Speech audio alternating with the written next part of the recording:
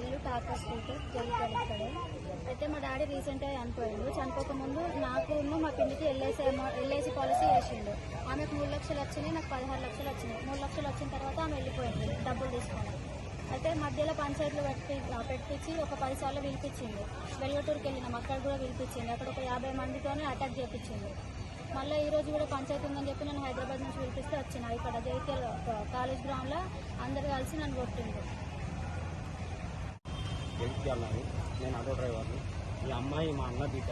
అయితే ఈ రోజు ఏం జరిగిందంటే ఇవాళ పంచాయతీ ఉన్నది, ఇక ఏదైనా ఒకటి క్లియర్ చేస్తుందని చెప్పి ఇక్కడికి రమ్మని ఇక జైత్యాల మన గర్భ స్కూల్ ముందర గ్రౌండ్లోకి పిలిపిస్తే అయితే ఏం జరిగిందంటే వీళ్ళ డబ్బులు వీళ్ళకి ఇస్తామని చెప్పి నేను కూడా చెప్పాను. వీళ్ళ డబ్బు ₹1 కడికి ఇక వీళ్ళకి ఇవ్వాలి, ఆమె తరఫున వచ్చే పైసలు కడికి వీళ్ళకి ఇవ్వాలని నేను చెప్పాను. అదే చెప్పిన విషయంలో ఇంకోటి ఏదో వీళ్ళ డాడీది ఒకటి ఇక బంగారం